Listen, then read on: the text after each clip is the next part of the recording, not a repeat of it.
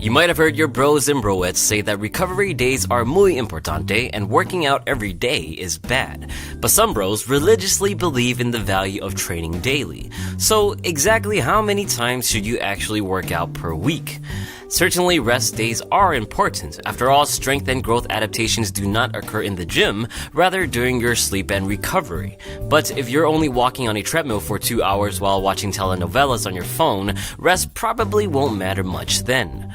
On the other end, if you're busting your booty lifting the heaviest weights possible for as many times as possible each workout, rest indeed is necessary. Fact of the matter is, when deciding how often you should go to the gym, you need to first consider two things about your workout routine: the intensity, aka the heaviness of the weights you are moving, and volume, aka your intensity times reps and sets. When adjusting any of these three factors, you will affect the other two, and consequently will change the answer to how many times you should be training per week.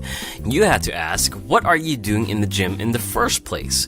If you do a lot of high-intensity failure-type training, then certainly you should rest more often. In terms of strength goals, you'll typically lift very heavy weights, thus become fatigued and demand more recovery. In terms of building muscle, volume is the ultimate factor dictating growth. And if you're familiar with my reps and sets video, you might have the impression that more volume will indeed mean more gains. Unfortunately, more is not always better. As you ramp up volume, your fatigue levels will raise just as it does with high-intensity training. If you forego adequate rest, your body begins overreaching, where fatigue increases and performance suffers. Continue to avoid rest and you begin overtraining, at which point you'll be happy to even be energized enough to pick up your spoon to eat breakfast.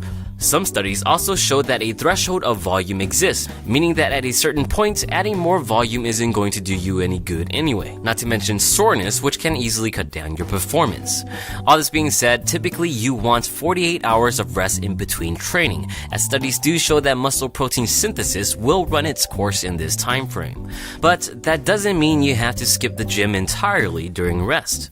One of the more popular ways of maximizing recovery and training is through a bro split. You're training a subset of muscle groups on one day and then a different subset the next day. The intention is to rest one set of muscles while training the others. Generally, bro splits involve splitting your pull movements, like pull-ups and back rows, from your pushes, such as bench and shoulder presses. And somewhere in between, you throw in legs, or at least try. Typically, this results into training 4 to 5 times per week, allowing you to hit each muscle group at least twice, which research has shown to be typically the optimal amount. But this doesn't mean full body workouts don't work. Just be mindful of your fatigue and rest accordingly. Bro splits are not immune to fatigue neither, thus you should take more rest days or change the intensity or volume of your training when you see fit. If you're just interested in the research, then here's a breakdown. Generally, the studies tend to agree that training at a moderate intensity between 60 to 75% of your 1 rep max, with roughly 4 sets of 8 to 12 reps of each muscle group 2 times a week, with some exceptions for 3 times, will be best for muscle gains. For muscle strength, training at a slightly high intensity of 80 to 90% of your 1 rep max, with a range of 4 to 8 sets per muscle group 2 times a week, will suit the majority of the population. And that's roughly 4 times a week on a split. Also, adjusting some days of low intensity training, aka deloads, is best practice for fatigue recovery. Beginners and intermediate lifters also tend to be able to get away with higher frequency training, while elite athletes or long-term lifters can benefit from more recovery. So honestly, the amount of times you train can vary quite a lot from person to person. It just depends.